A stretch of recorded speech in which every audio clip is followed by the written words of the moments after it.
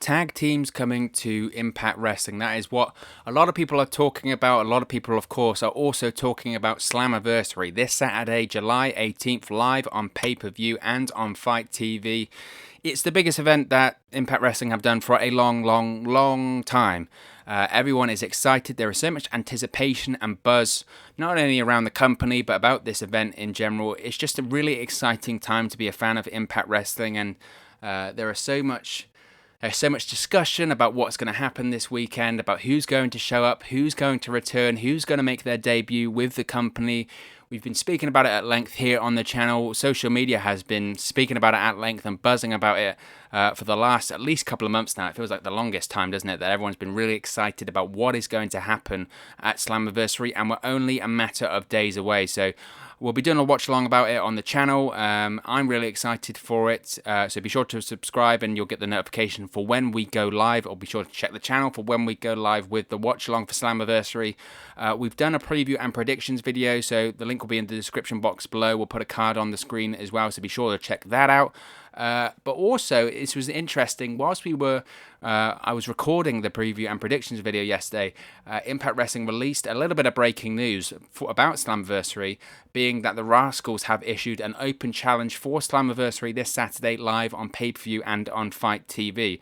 So Desmond Xavier and Zachary Wentz have done an open challenge. We're going to see a mystery opponent. We've obviously got the mystery opponent in the main event for the Impact World Championship, the Fatal 4-Way match, which a lot of people are speculating is going to be EC3. And a member, of course, of the Rascals is in that match also. So that's interesting. But a lot of people now are speculating about who's going to be this team to answer the Rascals Open Challenge. We already know that a former Impact World Champion is returning to the company, or rather a former World Champion is how they've said it, is returning to the company and bringing some friends with them. So could some of the friends that this former World Champion is bringing with them be the ones to answer the Rascals Open Challenge in this match? Now, a lot of tag teams come to mind here. A lot of tag teams come to mind as to who could be the ones to answer this open challenge at Slammiversary. Now, the obvious names that come to mind first are Luke Gallows and Carl Anderson. Now, we know that Luke Gallows and Carl Anderson have signed contracts with Impact Wrestling. That has been well-documented news for, at least a month or so now, I would say. A month, 6 weeks. We know that negotiations were taking place and the deal was very, very close. Before even pen had touched paper, we know that Luke Gallows and Carl Anderson had filmed content for the Impact Plus streaming app, the Talking Shop Mania stuff, their video podcast. We know that Talking Shop Mania is happening also on Fight TV on August the 1st, so I'm sure we'll have some crossover there. Probably this Saturday we might actually see a preview for it, or a promo, or some kind of advertisement for Talking Shop Mania, so I'm sure that will happen. But since then, Luke Gallows and Carl Anderson have indeed signed contracts with Impact Wrestling. They've also agreed verbal deals with New Japan Pro Wrestling, so they'll be working their dates, most likely. Impact Wrestling has agreed to allow, Luke Gallows and Carl Anderson to work dates around their contract, around New Japan Pro Wrestling dates as well. Obviously, it's difficult with New Japan Pro Wrestling at the moment because, one, they're actually on a hiring freeze at the moment. They're not actually hiring new wrestlers, but they can agree verbal deals with talent coming afterwards, like we're going to see with Luke Gallows and Carl Anderson. And obviously the travel over to Japan is just very, very difficult from the States at the moment. There are still border restrictions, quarantine issues when you come in and out of a company, especially the likes of the United States, where the pandemic is still a major issue. Obviously, it's still a global issue, but in the States, it's worse than anywhere else in the world right now. So that's an issue for them with going to New Japan, but that's all been agreed with New Japan and Impact Wrestling. Impact Wrestling have agreed them to be very flexible when it comes to all of this, so they really, really wanted to get Luke Gallows and Carl Anderson in, and Luke Gallows and Carl Anderson, they've been teasing it a lot on social media as well. We've seen numerous pictures with Luke Gallows, especially Luke Gallows in an old school Impact Wrestling vest. He looks to be in great shape also, as do all of the ex-WWE superstars that were released in April of this year.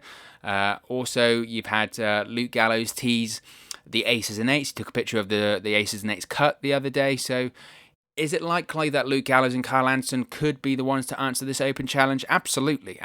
I would say they're the tag team that I think most people expect to answer this open challenge, quite honestly.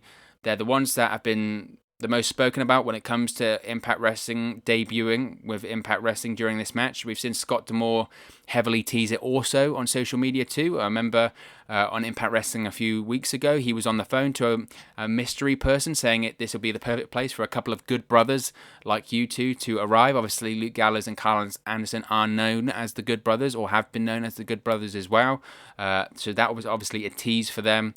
We also saw Scott D'Amore on the Impact Wrestling Twitter account yesterday. They did a thing whereby he gets handed a letter or something of that like, looks at it and says Slammiversary is going to be a great show. Some people will assume that this was also a tease about Luke Gallows and Carl Anderson. Look, they both have a great relationship with Scott D'Amore as well. Apparently he was a major factor in getting this deal over the line, of the relationship he has with Luke Gallows and Carl Anderson. So maybe he'll play into that as well. So a lot of people, rightfully so, are speculating that Luke Gallows and Carl Anderson will be the ones to answer this open challenge. I don't think it's a certainty. I think it might be likely. Personally, I think Luke Gallows and Carl Anderson may factor into maybe an Aces and Eights reunion, possibly later on in the show, or maybe on the following episode of Impact Wrestling. So we could have a situation where Gallows and Anderson debut here, they have the match against the Rascals, they defeat them, they do a promo, but later on in the show we have the Aces and Eights return. Or possibly we have that on Impact Wrestling as well, but it's certainly a possibility that Luke Gallows and Carl Anderson could be the ones to answer the Rascals Open Challenge here. But of course, there's lots of other tag teams that could answer this Open Challenge. It's not a given that it's Luke Gallows and Carl Anderson will be the ones to answer this challenge. What about Kurt Hawkins and Zack Ryder? Another two names that were released by WWE back in April. Their WWE non-compete clause expires. Well, it depends who you ask, doesn't it, when it comes to the non-compete clauses. It might have expired already. Some people have speculated it's actually July 15th. As of recording now, it's July 17th, a day prior to Slammiversary.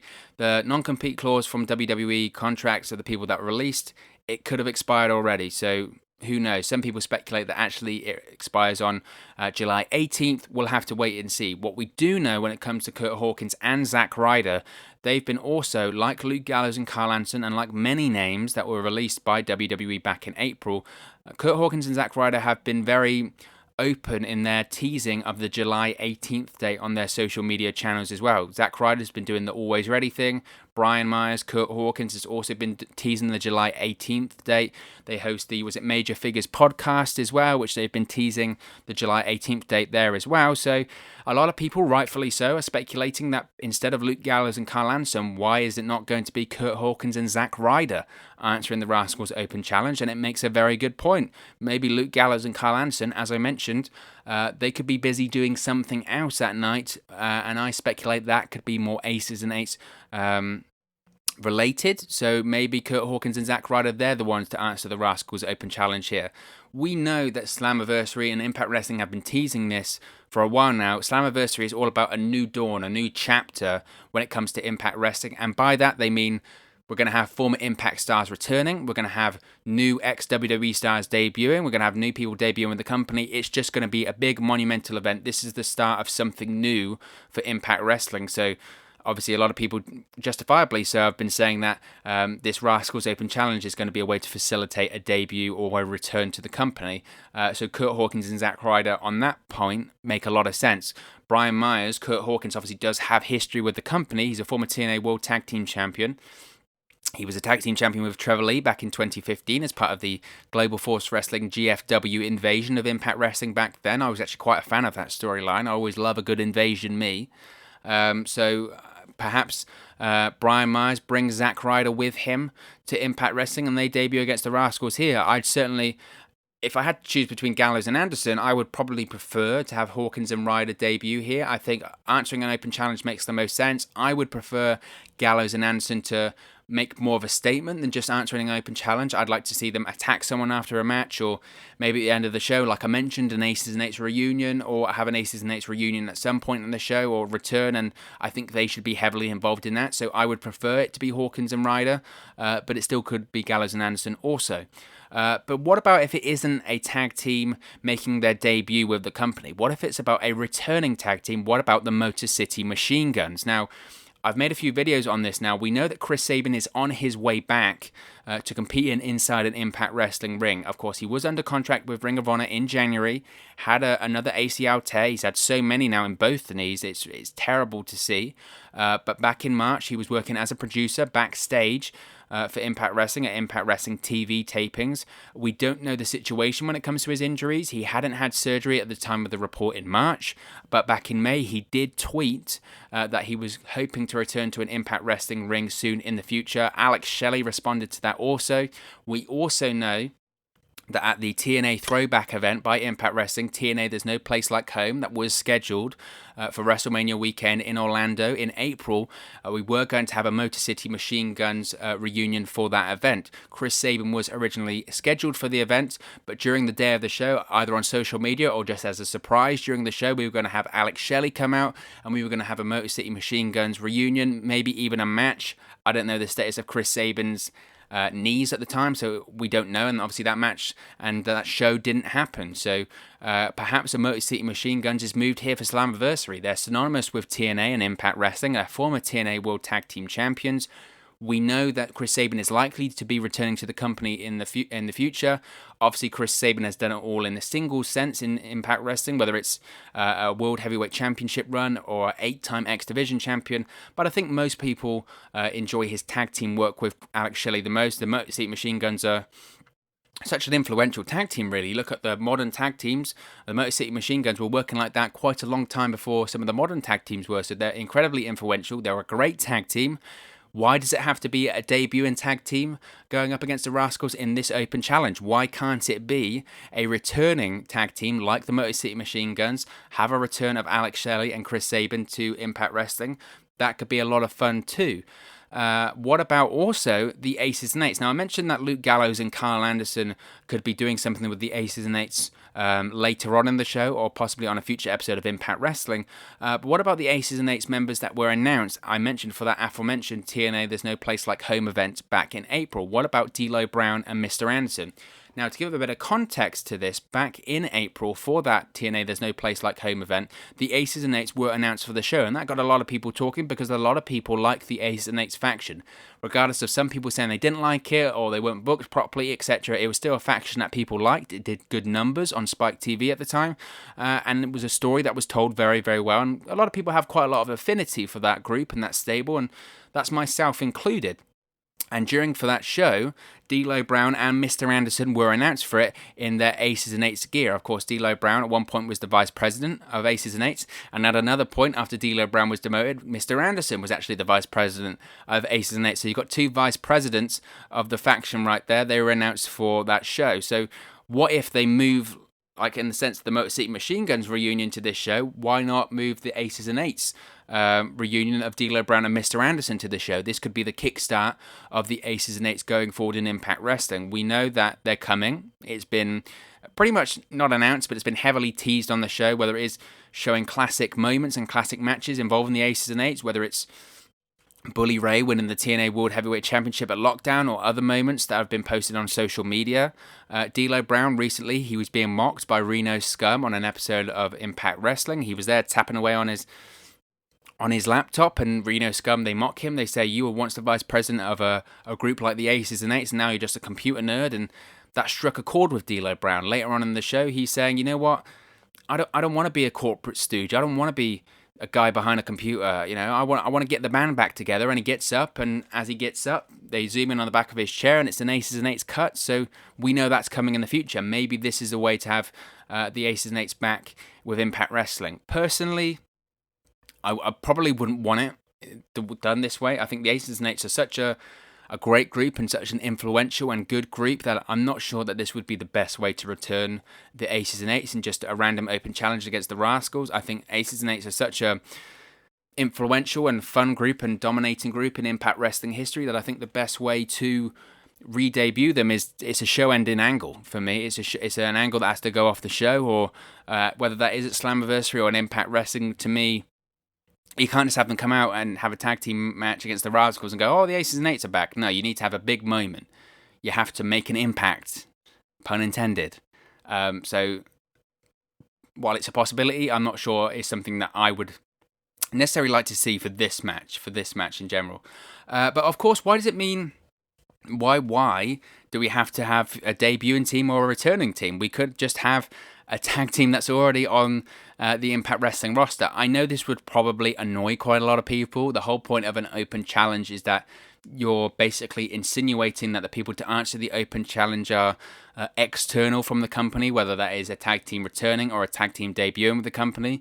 But it happens, right? The United States Championship Open Challenge with John Cena was often, even though we had a few NXT people come in, was often people from Raw or SmackDown. The TNT Championship with Cody Rhodes and AEW right now, even though we've had a Ricky Starks come in from the NWA for it, it's often people on the TNT roster. So maybe this is just a ploy. It's just a ploy to, we're going to have a normal tag team match with an established tag team on the Impact Wrestling roster. It's just to get people talking about who it could be, who could be returning, or who could be debuting with the company. So there are some names that I've considered that could potentially answer this open challenge. As I mentioned, maybe we could have Luke Gallows and Carl Anderson come out after this match has happened. It's a bit of a swerve. So why not Triple XL, Larry D and AC Romero? They've been doing well on Impact Wrestling recently. I'm quite a big fan of them, actually. Some people will say, their look and all of that sort of stuff, but that's the point. That's the gimmick. I think AC Romero, for a guy of his size, works tremendously well, and he's actually lost quite a bit of weight recently. He looks like he's taking his health and shape a lot more seriously, so that's great to see. I really enjoyed their presentation. I enjoy the way that when they walk to the ring, the camera shakes, and maybe people will say, well, that's a bit goofy and it's a bit gimmicky, but they're called Triple XL. The whole gimmick is that they're big guys. So I don't necessarily have a problem with that. So maybe it'll be them to answer the open challenge here. What about Fallah Bahh or TJP? We've seen them compete recently as a tag team in Impact Wrestling.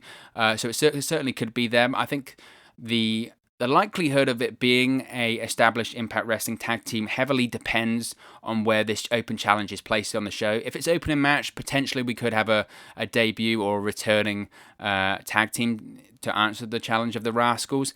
If it's second or third match, I think it's more likely to be an established tag team on the roster, just because the match placing, I think, is going to lend favorably to what we're going to try and see here. You wouldn't have it second match, right? It just doesn't make any sense to be second match, because if there was a crowd there, I don't know if we're going to have Impact Wrestling superstars or whatever in the crowd or something like that. But if there was a crowd there, it would make no sense to have this as the second match, because the crowd would be coming down, they'd be hyped off the first match, etc. So that would make a lot of sense. But Fallah Bahh and TJP, as I mentioned, they've been teaming recently as a tag team on Impact Wrestling, so it's certainly a possibility that they could answer the open challenge. What about Reno Scum, right? Reno Scum, they were the one that were mocking D'Lo Brown and about the aces and eights and all of that sort of stuff. Perhaps Reno Scum are the ones to answer this open challenge. They get the victory over the Rascals, or it ends in a no contest or something like that. And that's when we have the Aces and Eights make their return. I think that's a more impactful way of having the Aces and Eights return to Impact Wrestling. I would like to see them still do something more substantial. I think Aces and Eights is a main event angle, or a big angle on the show. So I wouldn't necessarily, again, want to see their involvement in just an open challenge, a random open challenge. But perhaps that's a way to do it. Perhaps you have Reno Scum come out. They were the ones to mock D'Lo Brown and mock the Aces and Eights. Perhaps they face the Rascals. They get a victory.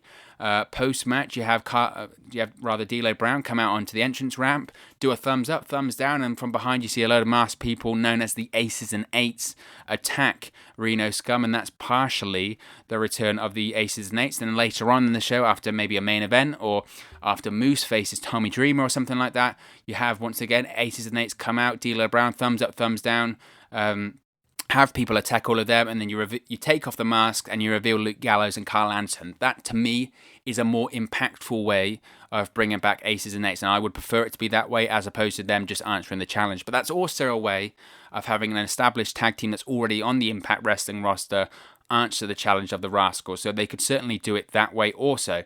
What about Rhino and his former WWE tag team partner Heath Slater? Now, we know Heath Slater obviously is no longer with the company, with WWE. We know that he was actually teased on Impact Wrestling a few weeks ago. Rhino was in discussion backstage about tag team partners, and he said, I've already got a tag team partner and he's got kids.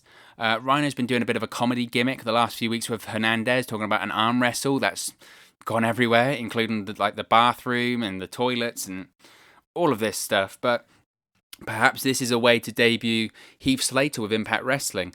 Heath Slater, I've mentioned, I think, can be a world champion when it comes to Impact Wrestling. I really, really do. I think he's got all the potential there. You saw his recent appearance on Monday Night Raw. He looks great. His promo was absolutely superb on Monday Night Raw also. He looks to be in the best shape of his career. I don't think there's a ceiling for him in Impact Wrestling. I really don't. I do think that this would be a fun way to introduce him, a fun way to debut him. We know that he has history with Rhino. Rhino's been teasing this. Perhaps you have the Rascals Open Challenge, out comes Rhino, and then Rhino does the whole point to the back, and you see Heath Slater, and that's Heath Slater's introduction to the company. As I mentioned, I wouldn't want Heath Slater to be teaming with Rhino for so long. Obviously, they've got history. They're former SmackDown Tag Team Champions. They were over in 2016 on SmackDown. Heath Slater was over on SmackDown during that period of time as the free agent. That I've Got Kids, that's where it came from. They had a few fun backstage vignettes as well. I always think of Rhino with the spray cheese on the crackers, spraying like a sad face. I always enjoyed that. I think this would be a fun way to debut Heath Slater. If Heath Slater isn't going to be involved in the whole EC3 and Friends angle or the potential Aces and Eights angle, then this is a good way to introduce him without him getting lost in the shuffle. So that is certainly a fun way to do it. And as I mentioned, that for me would free up Luke Gallows and Carl Anderson to do something a bit more impactful, even though Kurt Hawkins and Zack Ryder I think are quite likely for this also. But I think Rhino and Heath Slater would certainly be a curveball, and they would do separate entrances. So you know that if Rhino is the first to answer this open challenge, it's highly, highly likely Heath Slater will be next, unless Rhino comes out and he's still in the arm wrestle with Hernandez. Could you imagine? I mean, I think people would be pretty damn peed off with that. They'd be like, what the hell? But again, maybe that's the point. Maybe it's to swerve us, to get us thinking that something else is going to happen that will really happen in this match. We'll have to wait and see with that one. What about Rob Van Dam and Sabu? Now, RVD and Sabu have teamed up, obviously, in ECW and WWE in the past, and also Impact Wrestling. But Rob Van Dam is kind of in the wilderness at the moment. Obviously, he was part of the angle.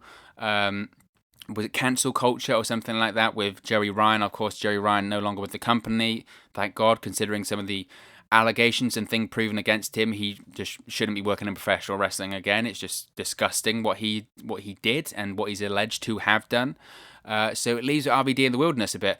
Perhaps RVD answers the challenge here and brings Sabu with him. They're a well-known tag team. It would certainly pop, again, if there's a crowd. If the crowd was there, it would pop the crowd to see them together. And I think it'd be a nice addition to the tag team division. I mentioned in recent videos that with all this potential tag teams coming into Impact Wrestling, that we could have a really strong tag team division here in the future, whether it's obviously the North, who I think will and should retain the tag team championships at Slammiversary. You can have the North, you can have Luke Gallows, you can have Luke Gallows and Carl Anderson, you can have Kurt Hawkins and Zack Ryder, you can have the Motor City Machine Guns, you can have Aces and Eights, and obviously the ones established in Impact Wrestling right now, Triple XL, Reno Scum, etc. Maybe Rhino and Heath Slater, and then RVD and Sabu, and then suddenly you've got a very deep tag team division. Does it compete with AEW's? That is the best in the world right now? Probably not. But the deeper you go, if you have a RVD and Sabu, Rhino and Heath Slater, Triple XL, Falabella and TJP, the Dinas, Motor City Machine Guns, Kurt Hawkins, Zack Ryder, Luke Gallows, and Carl Anderson. That's a deep tag team division. That suddenly is something worth watching and something that is a selling point for Impact Wrestling. So Rob Van Dam and Sabu, I think, would be a welcome addition to that. Some people will say, wow, they're too old, they've had their time. Look, they're legends. They're legends. They get people watching, which is what Impact Wrestling wants on Access TV. And there's certainly Impact Wrestling's use of veterans and legends is a lot better than it was back in the TNA days. They aren't coming in and taking people's spots. They're coming in, putting guys over, working well, and being presented in the right way. So I wouldn't have a problem with it being RVD or Sabu in that position. What about the Dinas? Now, we've seen the Dinas recently pick up a few wins on Impact Wrestling. Like I mentioned with Reno Scum, Falabar, TJP, Triple XL, this might just be a way of swerving us a little bit. We think it's going to be someone debuting with the company. We think it's going to be someone returning to the company. Maybe it's just the Dinas. They've been on a roll recently with on Impact Wrestling. Maybe they're the one to answer the open challenge, and maybe they're the ones that come out, maybe get the victory or lose, and then you have a debuting tag team or returning tag team attack them after the match. A couple of ex-WWE names that people probably haven't necessarily thought of, but I think might be a possibility. What about Primo and Epico? Former WWE Tag Team Champions. They were both released by WWE back in April. A well-known tag team, solid tag team. They've been working quite a lot in Puerto Rico anyway. I don't know what the travel is like from Puerto Rico to the Slammiversary tapings. We'll have to wait and see on that one. But we've known, and I saw Epico do an interview with Sportskeeda with Gary Cassidy, and he said that everyone knew that the colognes were going to be released by WWE. If anything, they're stunned it took this long. I'm stunned it took this long. So perhaps they're looking to branch out rather than just be working in Puerto Rico. Maybe they're going to add to Impact Wrestling. I don't think they're going to go to AEW. I don't see the point in them going to AEW. Why? It just doesn't. They don't fit there, and the tag team division is too deep. But as I mentioned with RVD and Sabu, you bring in these names: Gallows and Anderson, Kurt Hawkins, Zack Ryder, Motor City Machine Guns. Then you have Triple XL, followed by TJP, Reno Scum, The North, RVD and Sabu. Then you have Primo and Epico, the clones. Again, it's a deep division, and you start to look at that tag team division, and go, hey, there's quite a lot of talent in there. And there's a lot of guys to work with the North, importantly for me, in there, because the North are the top tag team in Impact Wrestling. That's why they're the tag team champions. They're one of the best tag teams in the world right now. So Primo and Epico actually might be a nice curveball that necessarily people aren't talking about as much. They're free to take bookings at the same time as all the other ex-WWE guys. Why not? Why not? And they've certainly got a point to prove. They're the last few years with WWE, I don't know the last time they appeared on WWE television.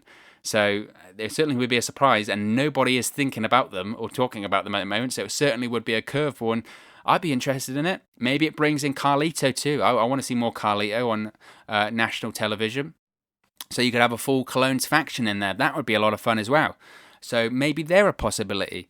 And finally, a couple of other ex-WWE guys. What about the Vaudevillains? Now, Simon Gotch hasn't been with WWE for a long time. He was released quite a while ago. There were talks about behavioural problems. Obviously, he clashed with the likes of Enzo Amore in WWE, and they've got no love lost for each other. If you Google some of those interviews or YouTube some of those videos about Aiden English talking about... Simon Gotch talking about Enzo Amore, rather. They're pretty spectacular to watch. Maybe the most entertaining thing that Simon Gotch has ever done. But obviously, Simon Gotch is no longer with the company. But Aiden English was one of those names along the long list that was released back in April by WWE. Again, when it comes to like Heath Slater, when it comes to Hawkins and Ryder, when it comes to Gallows and Anderson, his contract, his non-compete WWE contract will have expired tomorrow or already has expired, regardless of if or when it is. Perhaps we have a Vaudevillains reunion. I don't know what the terms are at the moment or what the relationship is like between Aiden English and Simon Gotch, but they're a well-known tag team. Former NXT tag team champions. They're known. They're a name. They certainly would add quite a lot to Impact Wrestling. As I mentioned, if you want to build this tag team division into something quite special, something quite spectacular, bring in the Vaudevillains. There was a period of time in NXT, the Vaudevillains were over. They had people in the Barclays Center for NXT TakeOver Brooklyn screaming their names. You know, maybe they weren't the right tag team for that time. Maybe it should have been Enzo Amore and Big Cass, but you know, they were over. They were really over. So again, I don't see a spot for them in AEW. It doesn't work there. Maybe in NWO when they start up and running shows again. We don't know what's going on with them at the moment. They're not getting sold, but we don't know what's going on in terms of content and TV shows. Why not Impact Wrestling? I think they would be a fun addition to Impact Wrestling. Obviously, with the Simon Gotch element to it, as I mentioned, there were apparently behavioural issues or heat issues in WWE. So, as an Impact Wrestling executive, do you necessarily want to ruin the harmony or potentially ruin the harmony in the dressing room? That's something to consider. Aiden English, though, I think would be a great addition for Impact Wrestling. He was part of the Rusev Day angle, right? He was so over with Rusev Day and was part of the whole introduction. I never thought that Aiden English should have been split up with him and Rusev. They had to shoehorn Lana into that, obviously, because she's married to Rusev. But I think the thing that people really enjoyed about that angle was the relationship between Rusev and Aiden English. It was so bizarre, but you had the introductions by Aiden English that were great, and they loved all of that. Aiden English is actually not a bad singer, and he's got a great voice. If Aiden English doesn't come in with Simon Gotch as the Vaudevillains, I'd be interested to see him come in to be a commentator as well. We know that Slammiversary is going to be called by Josh Matthews and Don Callis, which I'm fine with that commentary team. I'm a big fan of Don Callis as a commentator. Josh Matthews is fine. He's a commentator. He's not my favourite. Sometimes I think he's comes across as quite arrogant and over the top. It's not been as bad over the last few years, but a couple of years ago, back in sort of 2015 time, it was murder listening to him. But if they wanted to do a 3-man booth, or Don Callis didn't necessarily want to be in the booth all the time, I think a Josh Matthews and Aiden English commentary team would be a lot of fun also. So maybe that means the Vaudevillains aren't the ones to accept the open challenge. If I had to put my neck out on the line and say who do I think will open the challenge, or answer the open challenge rather, it's a tough one. Luke Gallows and Carl Anderson and Kurt Hawkins and Zack Ryder would be the ones most likely for me.